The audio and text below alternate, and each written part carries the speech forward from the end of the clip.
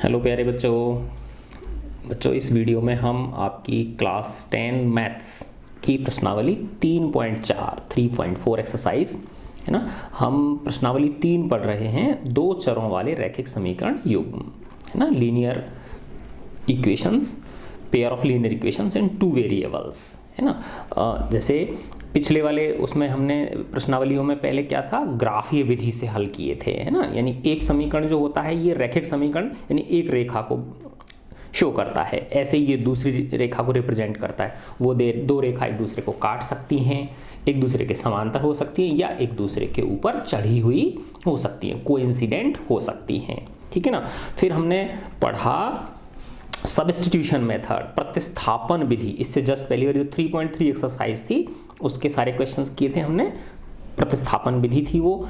अब इसमें एक दूसरा तरीका है जिसको बोलते हैं हम एलिमिनेशन मेथड, विलोपन विधि।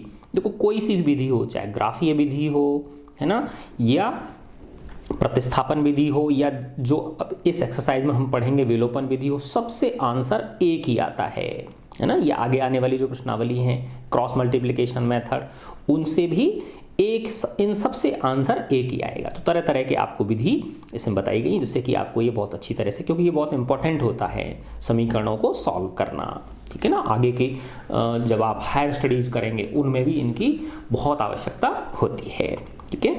तो इसका पहला प्रश्न है x + y = 5 और 2x - 3y = 4। इससे पहली वाली जो थी प्रतिस्थापन विधि जो थी है ना, इसमें हालांकि यूँ लिख रहा है elimination method and substitution method, दो विधि से। तो हम इसमें सिर्फ एलिमिनेशन मेथड से इसको करेंगे, सब्स्टिट्यूशन मेथड से हमने पिछली बार कर लिया था प्रतिस्थापन विधि पिछली एक्सरसाइज में, ठीक है। तो पिछली एक्सरसाइज में क्या किया था, किसी एक समीकरण से x या y का मान निकालते थे और उसको दूसरे समीकरण में रख देते थे, ठीक है ना। तो इस तरह से हमारे दोनों x और y के मान हमें मिल जाते थे। इसमें क्या है, देखो एलिमिनेशन मेथड विलोपन विधि में क्या होते हैं, गुणांकों को समान बनाते हैं हमें ना। देखो ऐसे समझ लो, आप ऐसे लिख लो इनको, x + y = 5 है ना, ये समीकरण 1 हो गया, और 2x - 3y = 4, ये समीकरण 2 हो गया। अब यहाँ पे देखो y का गुणांक क्या है, 1 है, इसके आगे क्या है 1 है, और यहाँ पे y का गुणांक क्या है -3 है ना। तो गुणांकों को बराबर बनाएंगे हम इसमें। एलिमिनेशन मेथड में क्या करते हैं हम, जो गुणांक होते हैं कोफिशिएंट्स होते हैं इसके, इनको इक्वल बनाते हैं। तो देखो y के गुणांक को अगर बराबर बनाना है तो इसको 3 से गुणा कर देंगे तो 3y हो जाएगा ना। इस पूरे समीकरण को करेंगे, ऐसा नहीं सिर्फ y को करेंगे, पूरे समीकरण को किससे करेंगे, 3 से करेंगे। तो y 3y हो जाएगा और ये -3y है ही, ठीक है। अब x को भी करके कर सकते हैं है ना। जैसे इसमें x का कोफिशिएंट क्या है 2 है, इसमें x का कोफिशिएंट क्या है 1 है ना। तो इसको 2 से मल्टीप्लाई कर दें हम पूरे को, तो x के कोफिशिएंट बराबर हो जाएंगे। तो कोई सा मेथड से कर सकते हो आप है ना। तो देखो मैंने माना इसको 3 से मल्टीप्लाई कर दिया पूरे समीकरण को है ना। तो देखो अब ये 3 से इसको करूँगा तो क्या हो जाएगा, 3x + 3y = 3 × 5 = 15 है ना। इसको मैं नंबर 3 दे दिया है ना, और इसको 1 से मल्टीप्लाई किया। 1 से मल्टीप्लाई करने का मतलब ऐसे कैसे ही रहेगा ये है ना। तो ये क्या हो जाएगा, 2x - 3y = 4, ये इक्वेशन 4 हो गई। अब देखो ये बराबर हो गए ना 3y और -3y। अब हमें ये ध्यान रखना है बच्चों, थोड़ी सी छोटी सी चीज़ है कि अगर इन जो आपने गुणांक बराबर करे इसमें अगर एक प्लस की है और एक माइनस की है तो हम क्या करेंगे, इन दोनों समीकरणों को जोड़ देंगे, क्योंकि जोड़ने पे प्लस और माइनस की संख्या क्या होती है, कट जाती है।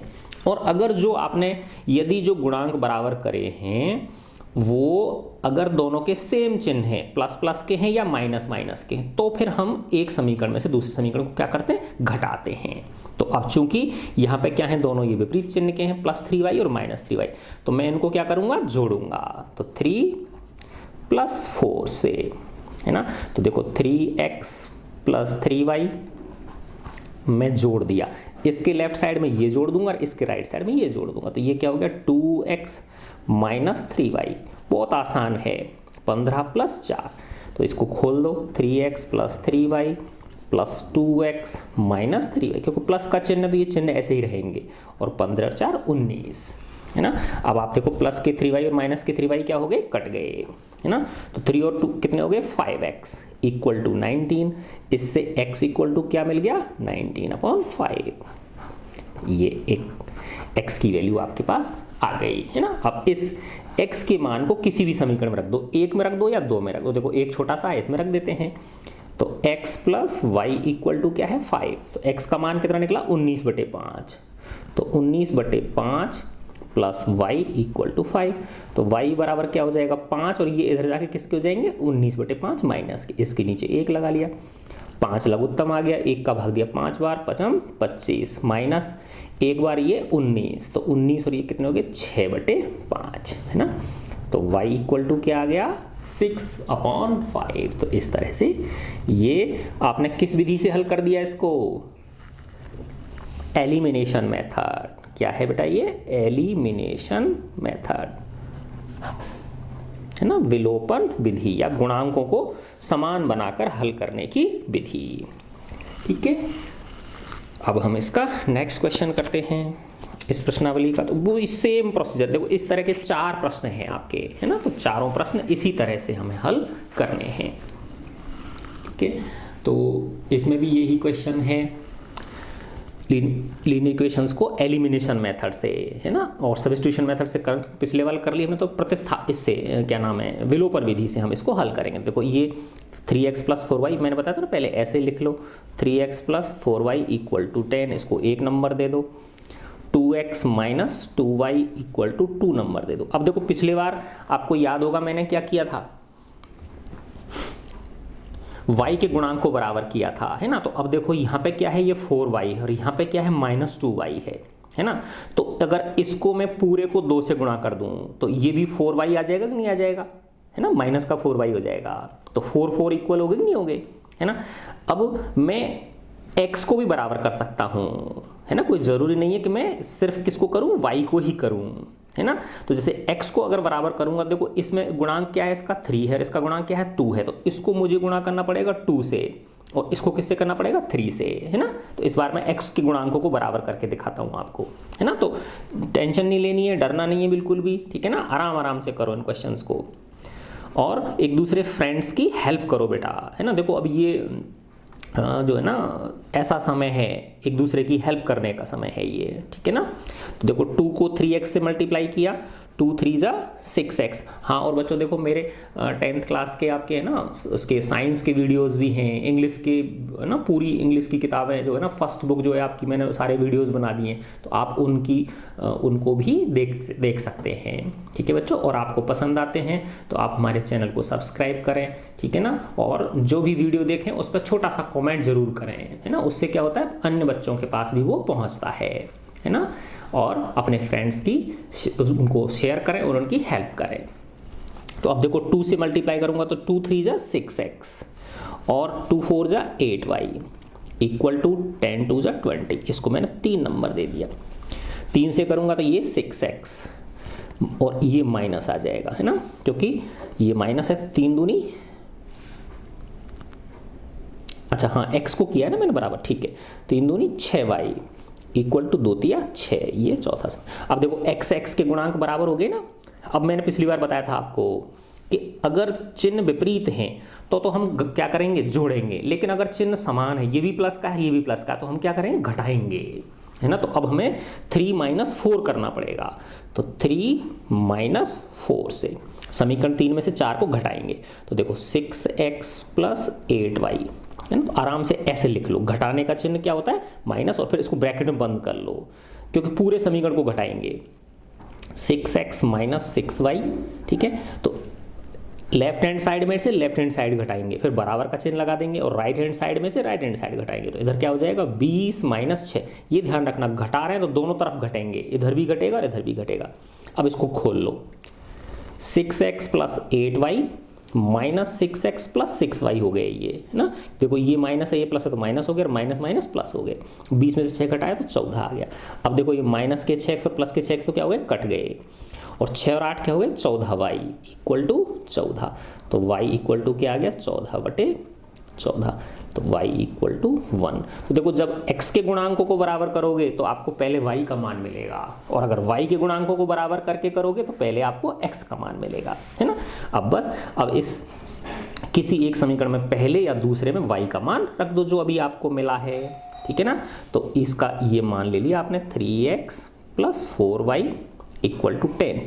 तो 3x प्लस 4 और y की जगह क्या रख लो 1 इक्वल टू 10। तो 3x plus 4 equal to 10, 3x equal to 10 minus 4, तो ये क्या हो गया 6। 3x इक्वल टू क्या हो गया 6 हो गया, है ना। तो x इक्वल टू क्या हो गया 6/3। तो x इक्वल टू 2, 3 दूनी 6, ये आंसर आ गया। तो x और y की दोनों वैल्यूज मिल गई। अब इनको देखो, अगर आपने ये मान सही निकाले हैं तो ये x और y की जो वैल्यूज हैं इन दोनों समीकरणों को संतुष्ट करेंगी, है ना। ये आप वेरीफाई करके देख सकते हो, है ना। जैसे एक करके दिखाता हूँ आपको, ये करने की जरूरत नहीं है, आप चाहो तो देख सकते हो। 3x plus 4y equal to क्या है 10। 3x का मान क्या निकाला आपने 2 निकाला, ठीक है। प्लस 4 का मान क्या निकाला, वो y का मान क्या निकाला 1 बराबर 10 आना चाहिए। तो 3 दूनी 6 प्लस 4 बराबर 10, तो 10 बराबर 10। इसका मतलब आपने जो x और वैल्यू y की वैल्यू निकाली ये क्या है बिल्कुल सही निकाली है, ठीक है बच्चों। अब हम इसका थर्ड पार्ट करते हैं।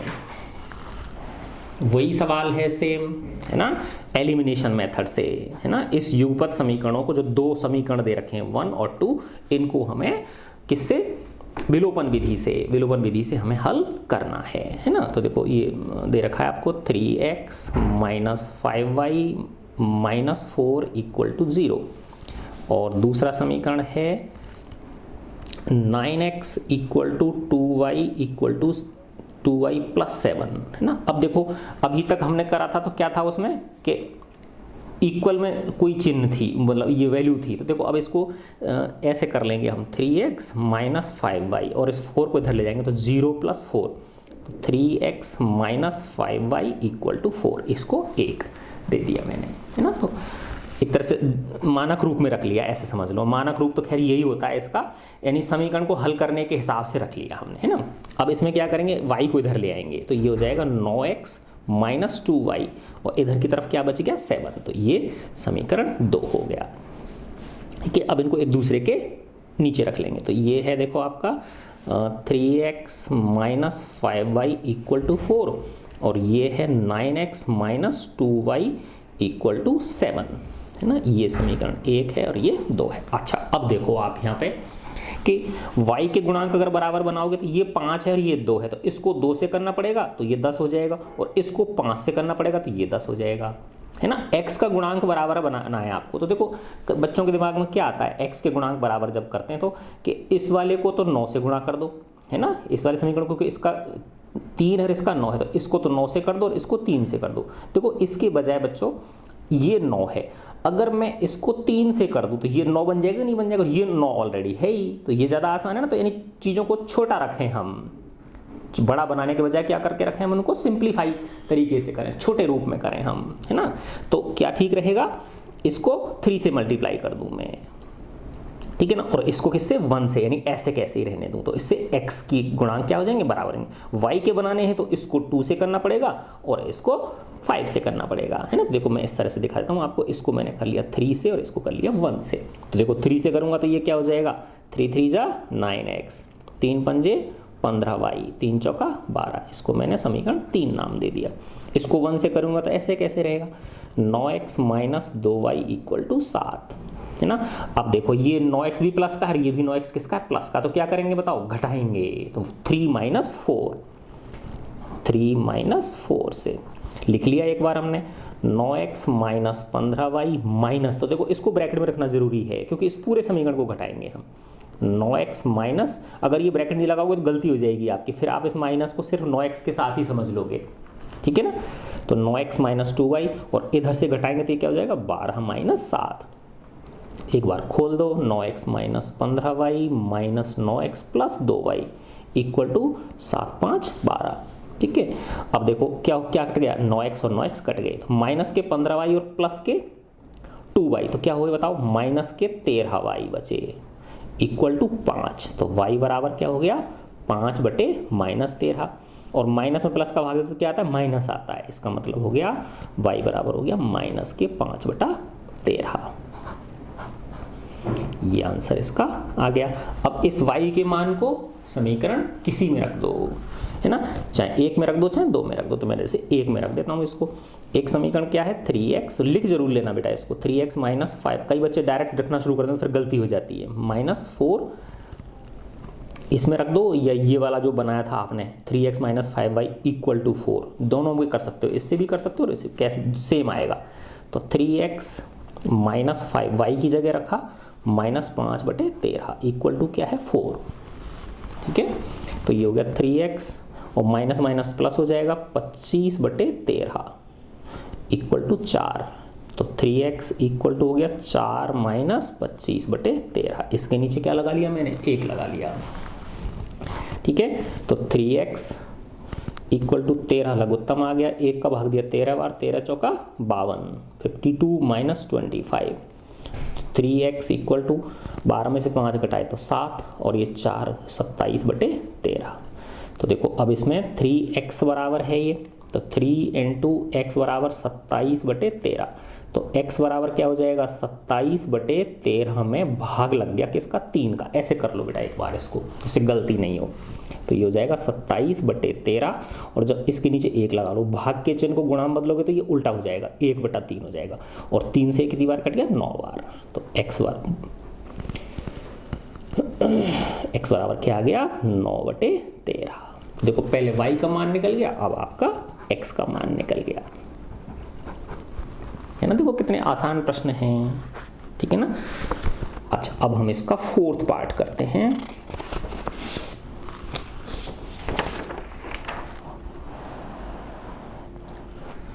वही सेम है ना, विलोपन विधि से हमें हल करना है 2 समीकरणों को। एक समीकरण ये है, दूसरा समीकरण ये है। अब देखो ये अंश बटा हर में दे रखे हैं, कोई दिक्कत नहीं है, लघुत्तम लेके सॉल्व कर लेंगे इनको हम।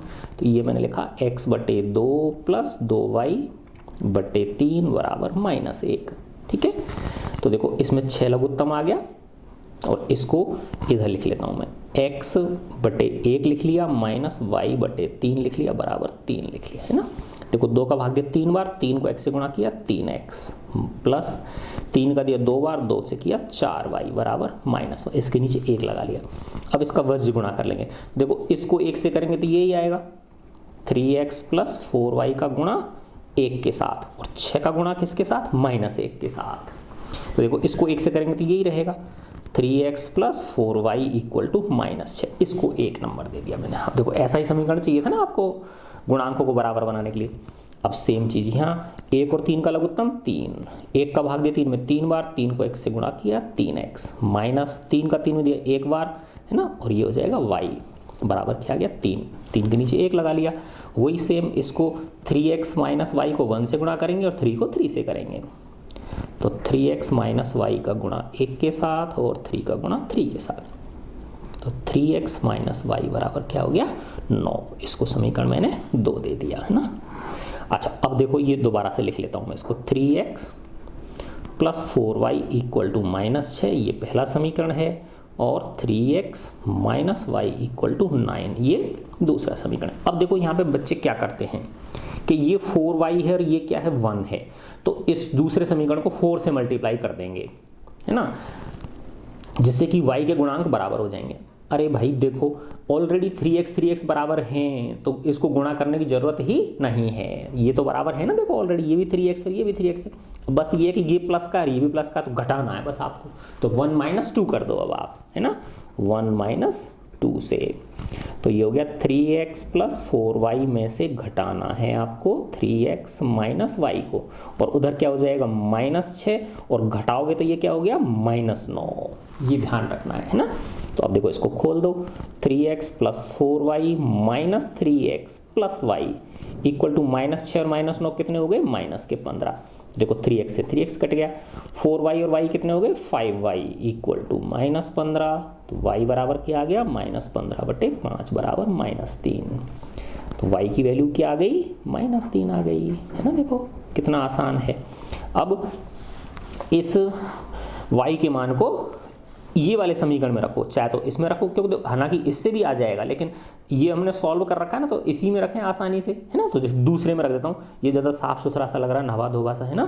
तो सेकंड क्या है हमारा 3x minus y equal to 9, x y की जगह -3 रख देंगे, तो 3x माइनस, देखो ये माइनस तो इस सवाल का माइनस है, और वाई की जगह क्या रखेंगे -3, तो ये ध्यान रखना, ये ब्रैकेट में लिखना पड़ेगा हमको, ठीक है ना। इक्वल टू क्या हो गया 9, तो 3x प्लस 3 इक्वल टू 9, तो 3x इक्वल टू क्या हो गया 9 माइनस 3, तो 6 हो गया, ठीक है। इधर कर देता हूँ, 3x इक्वल टू 9 में से 3 घटाया तो 6, तो x बराबर हो गया 6/3, तो x बराबर हो गया 2, तो x बराबर 2 और y बराबर -3, ठीक है ना। देखो कितने आसान प्रश्न हैं। अच्छा, अब हम इसकी वर्ड प्रॉब्लम्स पे आ गए, है ना। वर्ड प्रॉब्लम्स होती है ना,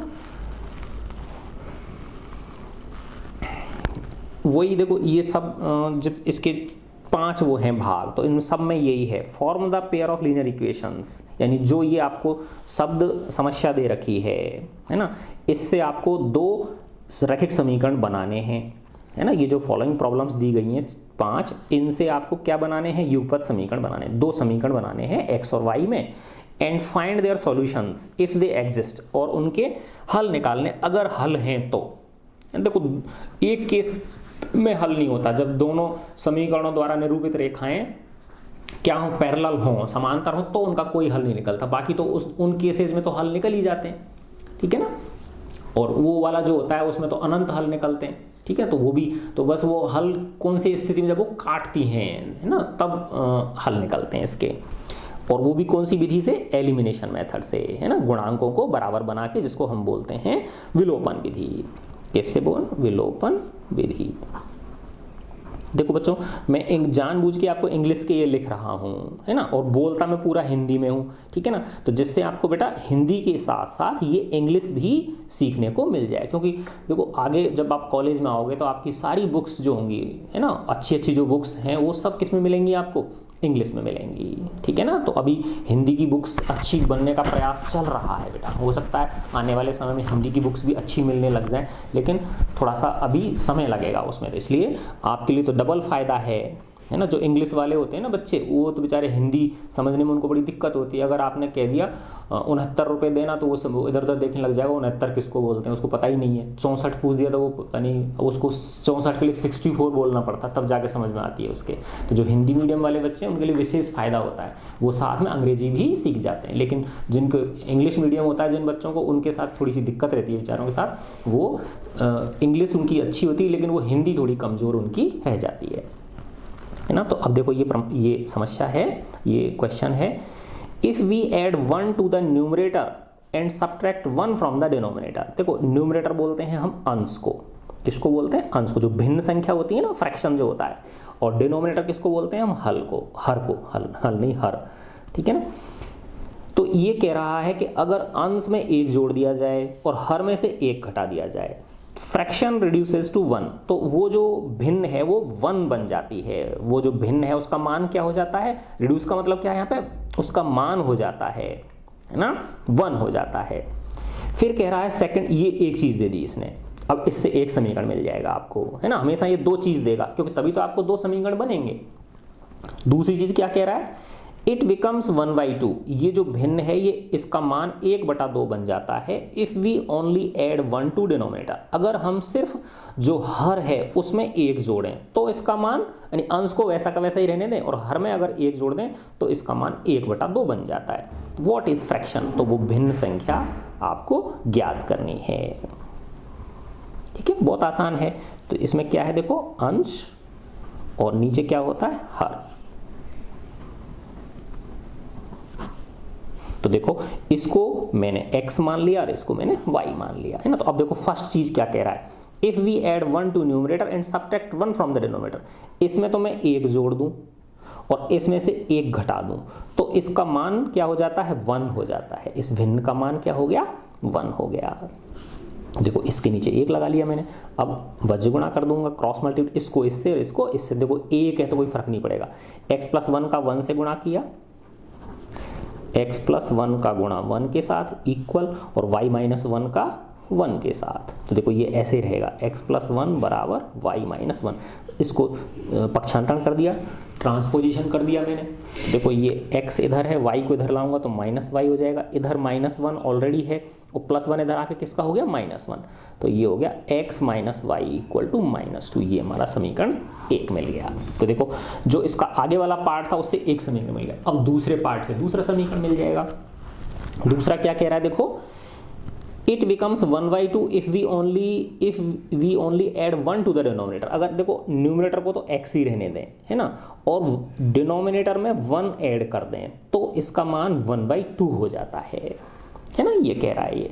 बस अब इसको वही वज गुणा कर देंगे। तो देखो x का गुणा तो 2 के साथ हो जाएगा और y + 1 का 1 के साथ हो जाएगा। x का गुणा 2 के साथ इक्वल के चिन्ह का ध्यान रखना है ना, और y + 1 का गुणा किसके साथ, 1 के साथ। तो ये हो गया 2x, और इसको करोगे y 1 से तो 1 ही आएगा, पक्षांतरण कर दिया, 2x - y = +1 तो 1 रख दिया। ये समीकरण 2 हो गया।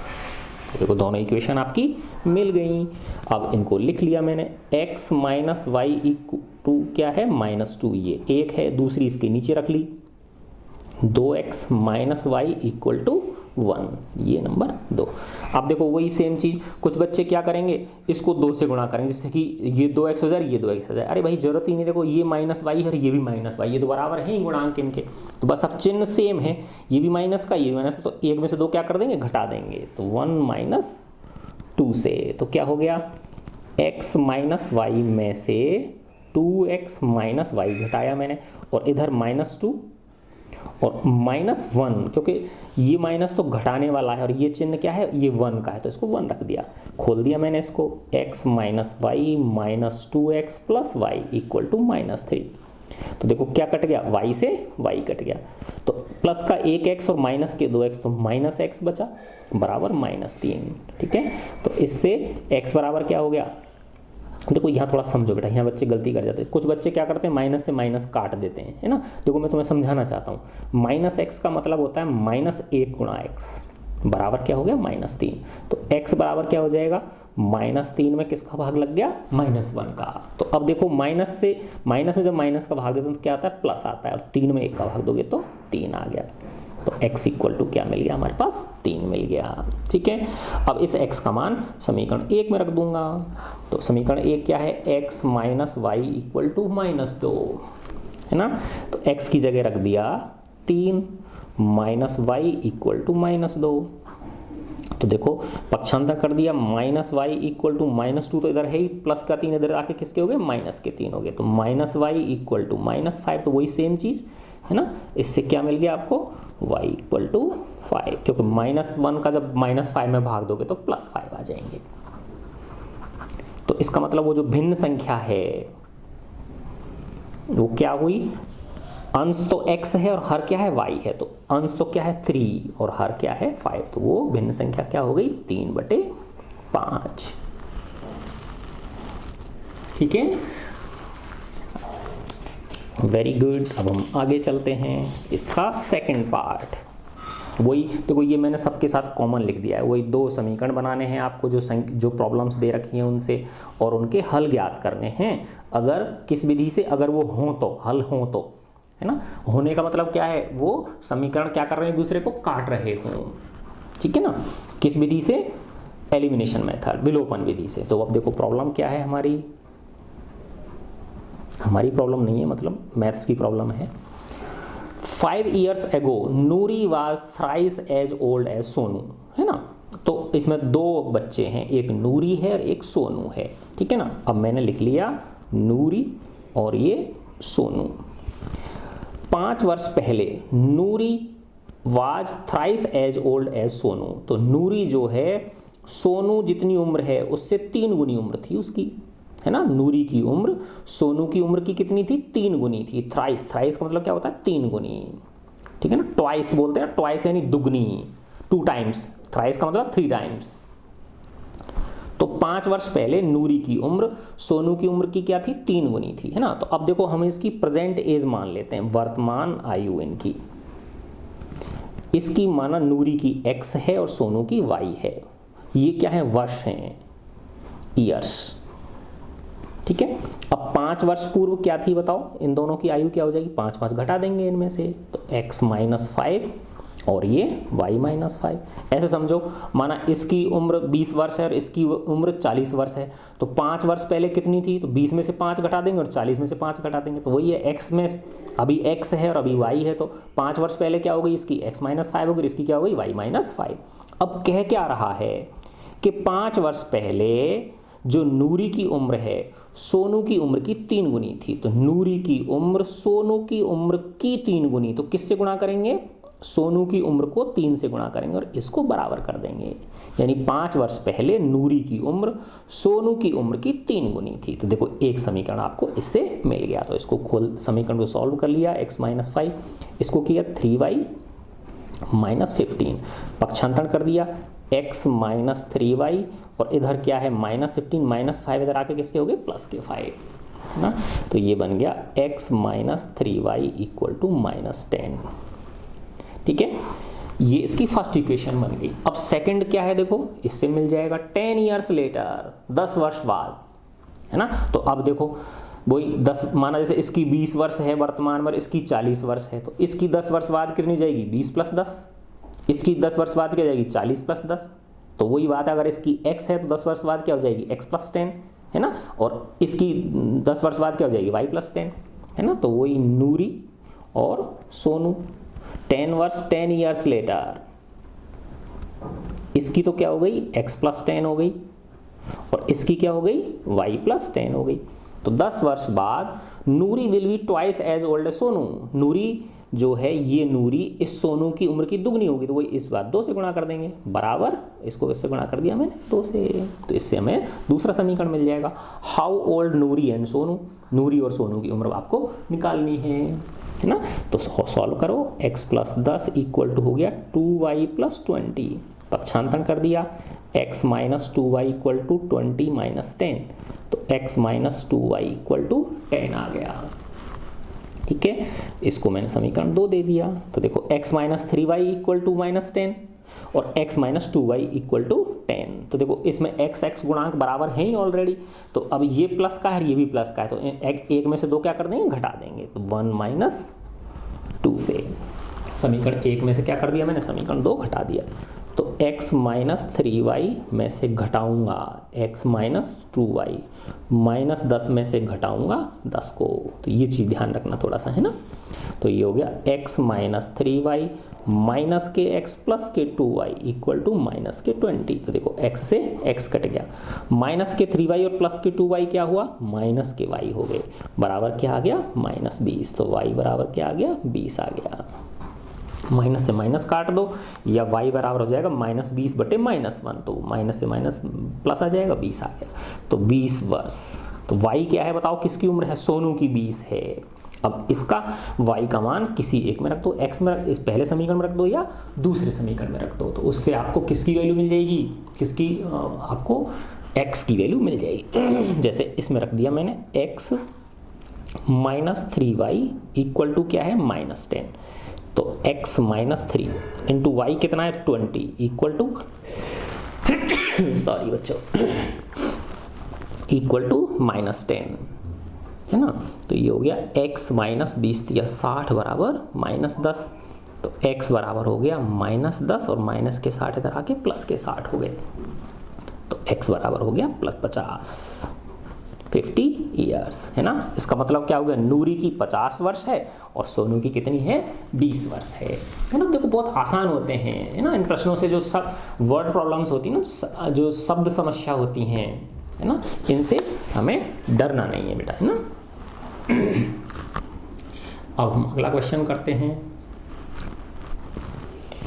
वही लीनियर पेयर बनाने हैं हमको 2, और अगर उनका कोई हल है तो हमें विलोपन विधि से ज्ञात करना है ना। देखो अब ये कह रहा है the sum of digits of a 2 digit number is 9। देखो ये बहुत अच्छे क्वेश्चन होते हैं, थोड़ा सा समझने की जरूरत होती है कि 2 अंकों की एक संख्या है ना। ये कह रहा है सम यानी योग, 2 अंकों की एक संख्या के जो डिजिट्स हैं अंक हैं उनका योग 9 है ना। तो देखो अब 2 अंकों की संख्या होगी तो सीधी सी बात है, एक इकाई का अंक होगा और एक दहाई का अंक होगा, है ना। तो मैं ऐसे लिख लिया मैंने, ये इकाई का अंक है और ये इधर की तरफ होता है ना दहाई का अंक, इसको यूनिट्स बोलते हैं, यूनिट्स डिजिट, यूनिट डिजिट, और ये क्या हो गया टेंस डिजिट।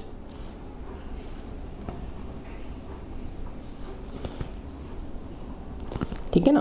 अब इसको मैंने x मान लिया और इसको मैंने y मान लिया। ठीक है ना। अब पहली चीज तो क्या कह रहा है ये देखो, sum of the digits of a 2 digit number, यानी इस संख्या के अंकों का योग। तो अंक देखो इसका x है और इसका y है, तो x plus y equal to 9। पहली चीज तो ये दे रखी है, तो ये एक समीकरण बन गया। ठीक है ना। अच्छा अब क्या कह रहा है देखो ध्यान से, ऑल्सो 9 टाइम्स दिस नंबर, है ना। अब इस अंक का 9 टाइम्स, है ना। तो इस अंक का 9 टाइम्स क्या हुआ देखो, अब पहले तो पहली बात तो ये कि इस अंक का मान निकालेंगे, है ना। इसका मान कितना हो गया, तो देखो y को, इकाई के अंक को y को तो किससे गुणा करेंगे 1 से, प्लस, है ना। x को किससे गुणा करेंगे 10 से, क्योंकि ये क्या है दहाई का अंक है ना। तो ये हो गया 10x प्लस वाई। क्या हुआ ये 10x प्लस वाई, इस संख्या का मान हुआ ये, इस वाली का। ठीक है ना। इसका 9 गुना, तो इसका 9 गुना क्या हो जाएगा, इसको 9 से गुणा कर देंगे। ठीक है ना। वो कह रहा है also 9 times this number is twice the number obtained, वो 2 गुना है उस संख्या का जो कि मिलती है, ऑब्टेन्ड यानी जो प्राप्त होती है, bye reversing the order of digits, अंकों का स्थान बदलने पर। रिवर्स कर दें हम, उल्टा कर दें अंकों को, है ना। अब देखो वही, इधर दहाई और इधर इकाई, पहले ये x था और ये y था, इसको मैंने y कर दिया और इसको मैंने x कर दिया। ठीक है ना। अब इसका मान क्या होगा बताओ, इसको तो x को तो 1 से गुणा करेंगे और y को किससे करेंगे 10 से करेंगे, क्योंकि इकाई को अंक को 1 से गुणा करते हैं और दहाई के अंक को, जैसे 34 है संख्या, तो 34 ऐसे देखो मैंने लिखा, तो 4 को तो 1 से गुणा करते हैं और 3 को 10 से करते हैं, तो तभी तो 34 आता है। ठीक है ना। तो ये क्या हो गया 10y प्लस x, है ना। तो अंकों का स्थान बदल दिया, तो अब इस संख्या का मान क्या हो गया 10y प्लस x हो गया। पहले इस संख्या का मान क्या था 10x प्लस y था। बस इतना सा समझना है हमको। अब कह क्या रहा है, ऑल्सो 9 टाइम्स दिस नंबर, तो इस नंबर का 9 गुना है, तो 9 गुणा 10x प्लस y, है ना। इस संख्या का 9 गुना is twice the number obtained by reversing the order of digits, है ना। तो जो अंकों का स्थान बदलने पर जो संख्या प्राप्त होती है उसका दुगना है ना। तो इस संख्या का 9 गुना इस संख्या के दुगने के बराबर है, तो 10y प्लस x को किससे गुणा कर दिया मैंने 2 से कर दिया। बस अब ये समीकरण, दूसरा समीकरण इससे मिल जाएगा, दोनों को सॉल्व कर लेंगे हम। तो ये हो गया देखो 90x plus 9y equal to 20y plus 2x, है ना। पक्षांतर कर दिया मैंने, 90x minus 2x plus 9y minus 20y equal to 0। तो ये हो जाएगा देखो 88x और माइनस के 11y इक्वल टू 0। अब देखो यहाँ पे 11 कॉमन ले लो बेटा, आप क्या ले लो 11 कॉमन ले लो, तो यहाँ तो क्या बचा 8x minus y equal to 0। देखो 11 0 के नीचे जाके 0 बन जाएगा, तो ये हो गया 8x माइनस 0 बराबर क्या हो गया 0/11। तो ये हो गया 8x minus y equal to 0। इस समीकरण 2 नाम दे दिया मैंने इसको। अब पहला समीकरण क्या है यहाँ लिख लेता हूँ मैं। पहला है x plus y equal to 9 और दूसरा है 8x minus y equal to 0, है ना। सिंपल देखो ये गुणांक बराबर हैं, ये प्लस वाई और ये माइनस वाई है, तो सादा सिंपल मुझे ये विपरीत चिन्ह जोड़ना है बस। तो 1 + 2 से कट जाएंगे ना, क्योंकि विपरीत चिन्ह है ऑलरेडी। तो x प्लस वाई में जोड़ दूंगा मैं 8x माइनस वाई, तो इधर हो जाएगा 9 + 0। तो ये हो गया x plus y plus 8x minus y equal to 9, y से y कट गया, 9x इक्वल टू 9, तो x बराबर आ गया 1, है ना। x के मान को समीकरण 1 में रख दूंगा, x plus y equal to 9, तो ये हो गया 1 प्लस वाई इक्वल टू 9, तो y बराबर क्या हो गया 8 हो गया, है ना। तो 18 हो गई ये संख्या, है ना। कितनी हो गई ये x तो कितना है 1 है और ये कितना है 8 है, तो ये संख्या क्या हो गई 18 हो गई, ठीक है ना। तो ऐसे इस तरह से हम, बहुत आसान है बेटा इनके आंसर करना। अब इसके 2 क्वेश्चन और बचे हैं, इनको भी हम कर लेते हैं। फर्स्ट है Meena went to a bank to withdraw 2000 rupees. Meena bank गई 2000 रुपये निकालने के लिए। She asked cashier to give ₹50 and ₹100 notes only. उसने कहा कि मुझे 50 रुपये के और 100 रुपये के नोट देना। तो देखो ₹50 के नोट चाहिए इसको और ₹100 के नोट चाहिए। Meena got 25 notes in all. अब इसने 25 नोट मिले, माना 50-50 रुपये के एक्स नोट थे और 100 रुपये के वाई नोट थे। तो दोनों कितने मिले इसको टोटल मिला के? 25 मिले। तो x plus y equal to 25 हो गए, है ना। फिर कह रहा है ये find how many notes of 50 and 100। अच्छा एक चीज़ ये कि ये दोनों मिला के कितने रुपए मिले उसको? 2000। तो देखो x नोट कितने के हैं? 50-50 रुपये के हैं। तो इनका मान कितना हो गया? x गुणा 50 हो गया। इसकी वैल्यू x गुणा 50 हो गई प्लस, और 100 रुपये के नोट कितने हैं? y हैं, है ना। तो y को किससे गुणा कर देंगे? 100 से। और इसका मान कितना है? 2000 रुपये, है ना। कि 50 रुपये के जितने नोट मिले और 100 रुपये के जितने नोट मिले, ये सब मिला के इसको कितना है? 2000 है ना। तो ये हो गया 50x plus 100y equal to 2000। तो देखो इसमें 50 कॉमन ले लो आप, तो x plus 2y equal to 2000। तो x plus 2y equal to क्या हो गया? 2000 में किसका भाग दे दिया? 50 का। ये 0 कट गया, 5 चौका 20, कितना आ गया? 40 आ गया। तो x plus 2y equal to 40, ये समीकरण 2 हो गया। तो इनको एक और दो को हल कर लो। x plus y equal to 25 और x plus 2y equal to 40। दो सिंपल, ये सेम है तो घटा दो, 1 माइनस 2। तो ये हो गया x plus y minus x plus 2y equal to 25 minus 40। तो ये हो जाएगा x plus y minus x minus 2y equal to minus 15। x से x कट गया, minus y equal to minus 15। इसका मतलब y इक्वल टू क्या हो गया? 15 हो गया। तो 100 रुपये के कितने नोट हैं? 15 है। समीकरण 1 में रख दो, x plus y equal to 25, तो x प्लस 15 इक्वल टू 25। तो x बराबर क्या हो गया? 25 माइनस 15 इक्वल टू 10। तो 50-50 रुपये के 10 मिले तो 500 रुपये हो गए, है ना। और 100 रुपये के कितने नोट मिले उसको? 15, तो 1500 हो गए। 1500 और 500 2000। ठीक है ना। कितने आसान प्रश्न हैं। अब इस प्रश्नावली का लास्ट क्वेश्चन देखो बच्चों, ये है एक लैंडिंग लाइब्रेरी, है ना। एक लाइब्रेरी जो उधार किताब देती है, उसमें फिक्स चार्ज है फॉर फर्स्ट 3 डेज। 3 दिनों का तो क्या है? फिक्स चार्ज है ना, स्थायी शुल्क। ठीक है ना। ये मान लिया मैंने x रुपये है। कितना है? x रुपये है। And an additional charge for each day thereafter. और उसके बाद फिर एडिशनल चार्ज लगता है हर दिन का अलग से, है ना। तो इसको मैं लिख लेता हूं एडिशनल चार्ज देयर आफ्टर।